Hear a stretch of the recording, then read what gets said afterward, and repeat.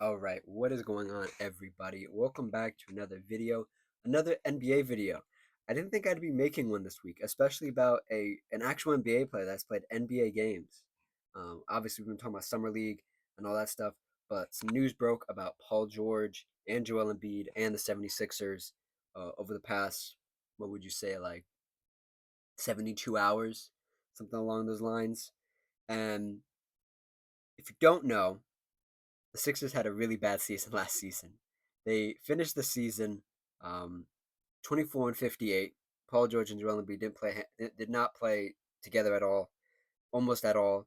They didn't play well together, and the team didn't play well. So bad that they managed to get a draft pick in this year's draft, and they drafted the kid out of Baylor with the third pick, BJ Edgecombe, who's projected to be a very good NBA player.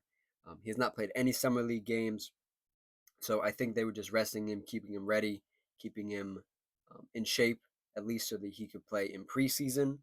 And the thought was he was going to play in preseason with at least Paul George, maybe Joel Embiid.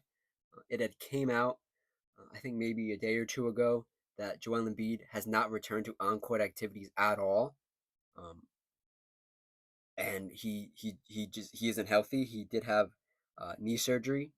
That was maybe 3 4 months ago at this point. He hasn't returned to on court activities. And then yesterday, it came out that Paul George had sustained an injury as well. Not the injury that he sustained during the regular season. No, no, no. This was reported by Shams Charania. And I quote Philadelphia 76er Paul George underwent a successful arthroscopic surgery on his left knee Monday to treat an injury he suffered during a recent workout. A team official tells ESPN George will now begin the rehab program and will be reevaluated prior to the start of training camp. I think being reevaluated before the start of training camp is pretty optimistic. I don't think Paul George is going to be ready. I just don't. Um, but if you like what I say, like the video. If you have your own opinions, comment it down below. And if you just like the vibes, consider subscribing. Now that that's out of the way, we can talk. I always try to get that in at the beginning. Um, it's being generous. For those who do not know, arthroscopic knee surgery, at least to my knowledge, is sort of a cleanup surgery. It's not as bad as repairing something. It's more of a cleanup. So something's like out of place or something has torn a little bit, and they try to clean it up. Um, but it's pretty invasive from what I hear. From what I've heard, it's still an invasive surgery. It's not something like that's like basic. It takes time to heal, and we're in what, July now? July, August, September, October. Training camp starts at the end of September, mid September. So Paul George has 2 months, and at the age of what is he now? How old is Paul now? Paul is 35. Damian Lillard is also 35. He turned 35 today. Happy birthday, Damian Lillard. Um, Yeah, 35 years old, born in 1990 in Palmdale, California. Um, I, I, I, I haven't made a video about the Sixers in a long time. The last time I talked about the Sixers was 4 months ago, and I talked about them a little bit here and there, obviously through the draft process of them getting the third overall pick, getting bailed out with the third overall pick. Um, I talked about VJ Edgecombe a fair bit in my draft videos. And I didn't really talk about the team because I just assumed that, hey, I at this point in Joel Embiid's career, I don't expect him to be ready for the beginning of the season. So he was just a scratch. I was fine with that. But I was thinking, oh, it's going to be like Paul George and the young guys. They're just going to go out there, try to win a couple games. Joel's healthy, in quotes, healthy, healthy enough to play basketball. And that would be it.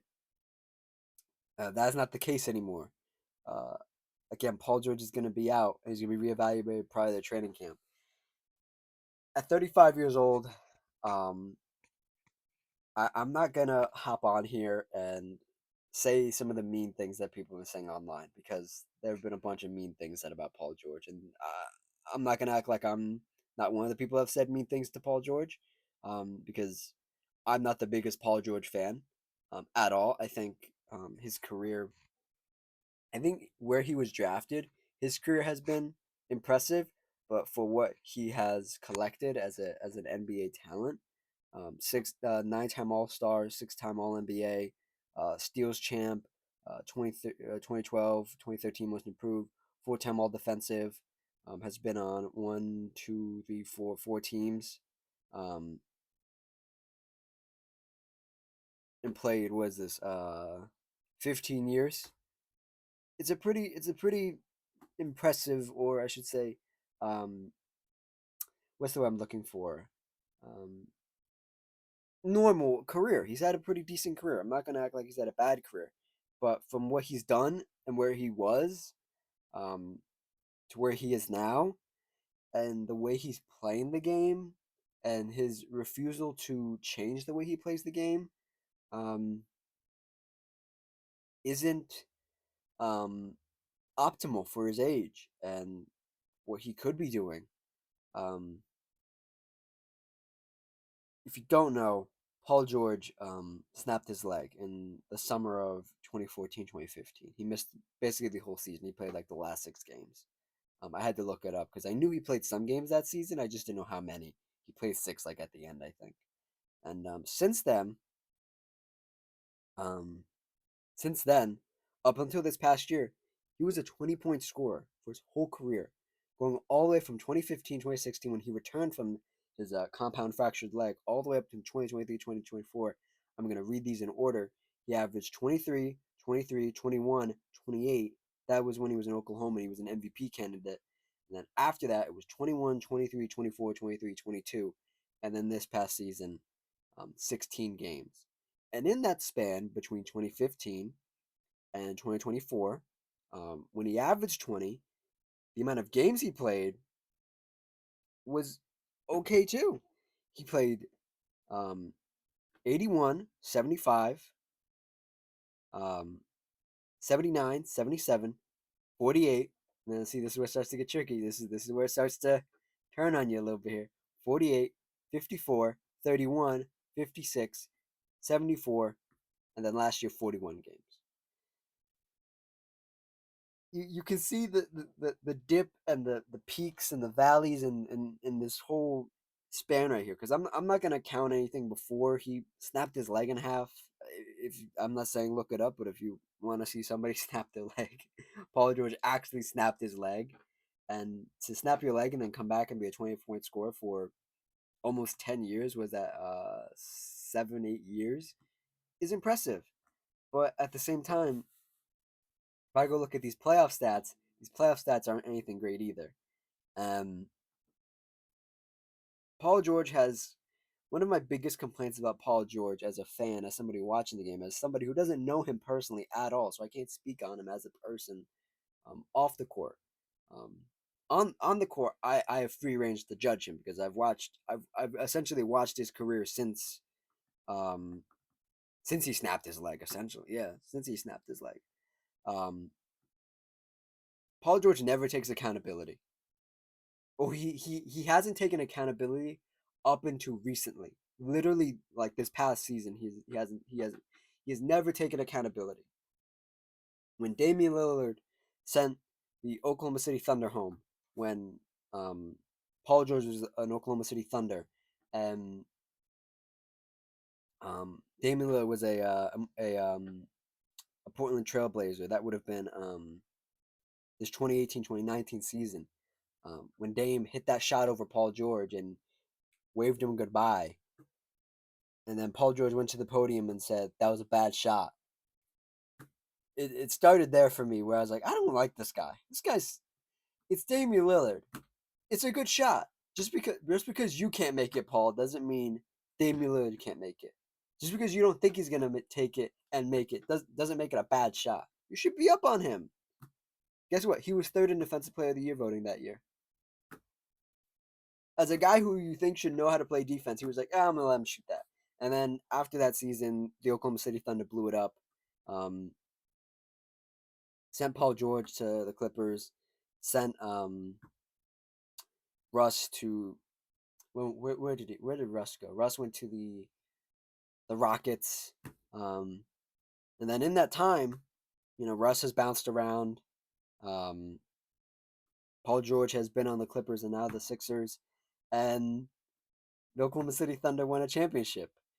So I always think of the quote that Draymond Green had, and when he was talking about Dylan Brooks was, "The dynasty starts after you."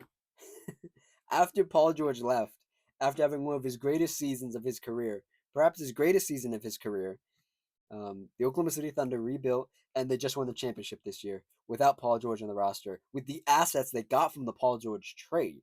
So that's a whole tangent. I'm sorry. I just had to get that off my chest. Nevertheless, let's focus in on Paul George here, um, and we'll talk about this deal he's on right now at 35 years old. Keep in mind, this is a 35-year-old, and this contract ends when he's 37 years old. So he's on a 4-year, $211 million deal right now. Paul George is. Paul George is courtesy of Philadelphia 76ers GM Daryl Morey. Um, Paul George is making this is where it gets fun. From 2024 up until 2027, when his contract expires, he has a player option for the following year, 27-28, which he will most definitely take. Paul George will be making 49 million this past season.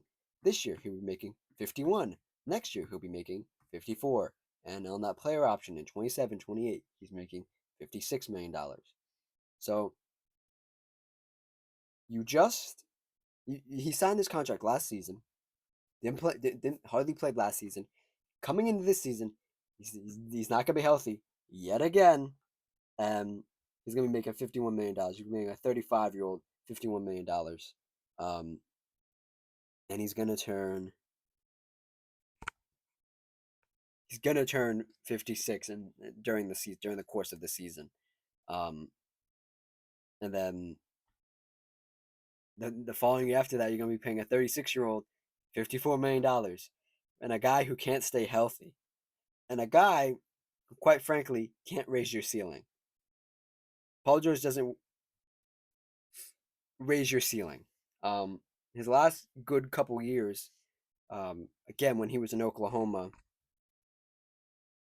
they lost in the. Let's see. Let me make sure I have this right. So I'm not um, from 2017 to 2019. Yeah. Okay. So I got this right. Okay. So Paul George is not a ceiling raiser. Um, both times he was in the playoffs with Oklahoma, they lost in the first round. Doesn't even say they lost to.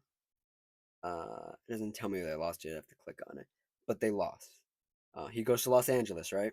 Plays a good chunk of his career there. This part of his career flew by for me, but he played a good chunk of his career there. From 2017 to 2018, or from pardon me, let me make sure I have this correct. From 2019, he arrived in LA in 2019. So he played a pretty big chunk of his career here. I think this is the second longest he's been on a team. If I could look that up. Yeah, he was in LA for 5. He was in Indiana for 7. He was Oklahoma for 2, and then he's gonna be yeah okay yeah. So in the time Paul George was a Clipper, right, and he was still I guess in his prime, right. They lost in the conference semis. They lost in the conference finals. I think that was the year Kawhi got injured, so I'm not gonna lay that at his feet too much. Um, or oh my god, that was 2020, 2021. That season's a blur. Let's not talk about that one. They lost in the conference finals though. The following year they missed the playoffs entirely. 2022, 2023 they lose in the first round. 2023, 2024. His last year as a Clipper, they lose in the first round. Um, and then last year they missed the playoffs. They missed the playoffs. So you tell me if that's a guy who raises your ceiling, a guy who constantly loses in the in the first round. Um, a guy who constantly loses in the first or second round. And I remember this is so funny. I remember they were in the bubble, right? This is when the that thing was going around and everybody had to wear a mask. And they were down in Orlando, down in Disneyland, and the Clippers were playing, and I don't even remember who they were playing. Paul George gets the ball in the corner, and he shoots it, and then the announcer it hits the side of the backboard, and the announcer says, "Way off!" And he hit the side of the backboard, and that was it for me. That was when I lost complete. That I remember that moment very vividly because that was the moment I was like, "Yeah, Paul George is done." Like, not that he was done, but I was just like, I can't be a fan of this guy. I was never a fan of him to begin with, but I was just like, I can't be a fan of this guy. This guy freaking sucks. This guy sucks so much. Um, let's talk about the Sixers a little bit. Let's just talk about them a little bit here. Because I wanna talk about this team. And I was a firm proponent. I don't remember what video I said it in, but I said it in a video. I'm like 99% sure I said it in a video where I said I would try to move off Joel Embiid and Paul George this off, like literally this offseason, the one that just is happening right now. We're in and what happened in the beginning of the offseason. I would try to move off of them because they're not going to be healthy. And guess what? They're not healthy. Um, I want to look at this team and talk about what potential lineups could they run out here. Um, in place of Paul George and Joel Embiid both sitting on the bench at the beginning of the season. Probably. I'm about 80%. I'm 99% sure Joel Embiid is going to be on the bench to begin the season. I'm about 75-80% sure Paul George is going to be on the bench at the beginning of the season. So that leaves two spots open. A starting center and a starting small forward. Um, and power forward. Paul George played a little power forward last year, but I think they're just going to run out what they run out. So I'm gonna go out on a limb here and say I think I know Tyrese Maxey's healthy. Is Jared McCain healthy? I haven't heard anything about Jared McCain. Let me see if I can find anything about Jared McCain here. Um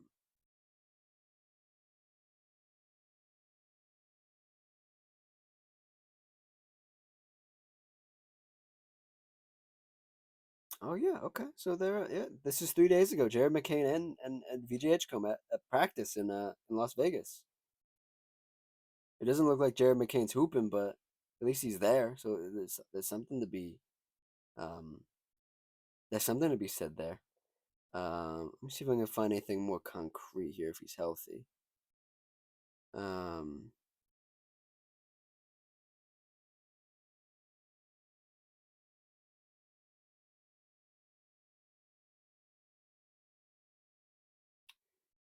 I'm gonna go off the assumption that Jared McCain will be healthy. Um, oh no, yeah, this is literally yesterday. He's moving around at practice. Yeah, okay. I'm gonna assume he's healthy. There's a video of him at practice, like actually practicing. The picture I saw, he was in flip flops, so he was actually practicing. Okay, so let's go through this mental exercise here real quick. Who is going to be 7-6 starting lineup? Um, Tyrese Maxey, right? Jared McCain. I'm going based off. We need to have as much talent as we can have in the starting lineup, and we need to give these guys some run while Joel and um, um, Paul are out. So I'm gonna start all three young guys, and we're just gonna roll them out there and say whatever. It's gonna be Tyrese Maxey at the one, Jared McCain, BJ Edgecombe at the three. I know he's 6'5", but he can still play the five or play the three. Um, and then then it gets tricky here. Um, do you Do you start like Ricky Council at the three? I mean, I don't. Did let me see here. They do have Kelly Oubre. I forgot they had Kelly Oubre. He started at small forward. Okay, okay. So yeah, no, it would probably be he would probably move up a spot, and you would start Kelly Oubre at the four, and then I mean they ran a lot of a Dembona last year. I'm not sure you can do that. Maybe I don't know why they don't have more centers on this team, especially after losing um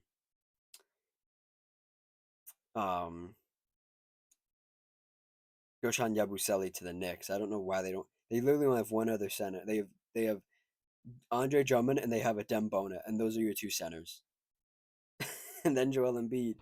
That's crazy. So yeah, I guess Andre Drummond is your starting five next year. Good for you, Sixers fans. The other lineup they could potentially run out there, I guess, is like for more defense would be um, Maxi, Edgecombe, Oubre, and then like maybe you run like oh man, you're in a I, Dominic Barlow. Do you really want to start Dominic Barlow? He's not a two-way. No. Uh, Jabari Walker. You might have to start at Dembona and Drummond together. I mean, maybe Ricky Count. I mean, maybe Ricky Council, but then you put Kelly Oubre at the four again. You know, man,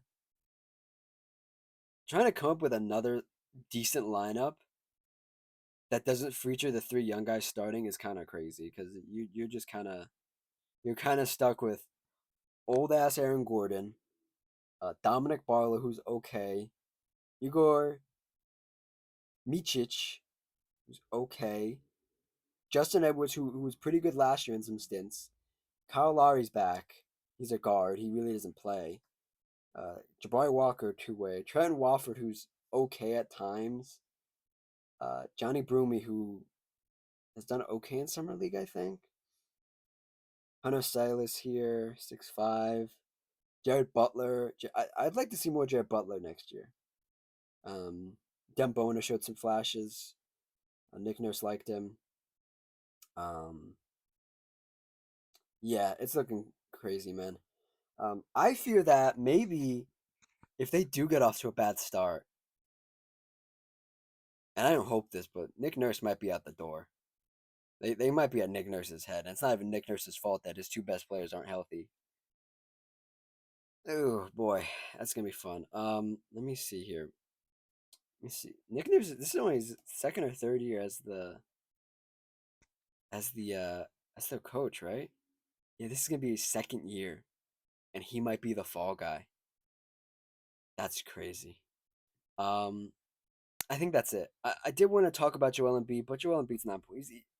At this point in Joel Embiid's career, like we can go through it here really quickly. Like he's never played 82 games since he started his career in 2016, 2017. He was drafted in 2014. Did not play in 2014 at all. Did not play in 2015. Injured, and then starting his career in 2016 all the way up. He hasn't even played. He doesn't even have a decade of on court experience. He has a decade of NBA experience, just being in locker rooms and being in the organization, but actually on the court, he does not have a decade of experience. He's never played 82 games since his career started in 2016, 2017, up until this last year. He's played 31 games, 63, 64, 51, 51, 68, 66, 39, and 19. And he was a league MVP in 2022, 2023. At this point, I, as a Joel Embiid fan, as somebody who was a fan of Joel Embiid, I've just completely given up on him doing anything with his career. Um, in his prime. He was entertaining to watch. This past year, he wasn't moving right. He didn't look good. He looked sloppy. He looked out of shape. And I can't blame him for being out of shape because when you constantly have these knee injuries and these knee surgeries and you're in the rehab and then you're not and then it's bothering you again and you have another surgery and you rehab again, you can't stay in shape. So I can't blame him. His body's literally just betraying him. But at the same time, At this point, this is the barrier to entry for Joel Embiid. Just start the season, or if you're not going to start the season, at least play 60 games. At least play 60. At least try to play 70. You know, and make him make him solid efforts. Just don't go out there just to be out there, just to satiate the fans and satiate the organization, because the organization has done him dirty as well, because they've constantly tried to push him out there when he wasn't ready, um, all this stuff, and that's a whole nother video. I'm working on another turmoil video, my series turmoil. If you want to check it out, I'll put a card in the top right corner. It'll take you right to the playlist. There's only one video right now, but um, it's a series where I talk about the downfall of teams and what's wrong with teams, essentially, like over the course of many years, and how we got to this point this season or this past season. So yeah, if you want to check it out, card in the top right corner, click it, watch it after we're done here. They're on the list. 76ers are on the list to be on that series, because man, oh man, have they had a roller coaster. And they've had a lot of promising players that have turned into nothing. And Joel Embiid might be one of those nothing players, and he might fade into obscurity after his playing days. And it might have been Joel Embiid is going to be one of those guys who, like, remember that guy Joel Embiid? He played basketball really well. He was one of those first insert type of big here. Same thing with Paul George. Paul George is gonna be one of those guys like Tracy McGrady, who, like, people talk about him every now and then, and like he'll go on a podcast in like 10, 20 years, and we'll talk about Paul George and how his career was bad because of his teams, and he'll never fess up to never being healthy.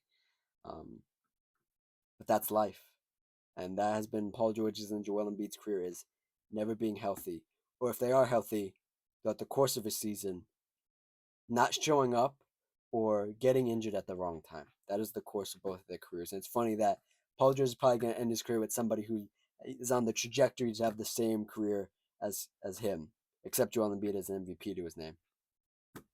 So they're very alike. They're kindred spirits, so to speak.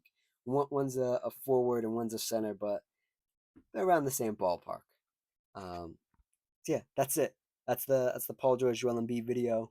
Um, yeah, like, comment, subscribe, all that good stuff. And I will see you guys next time. Cheers.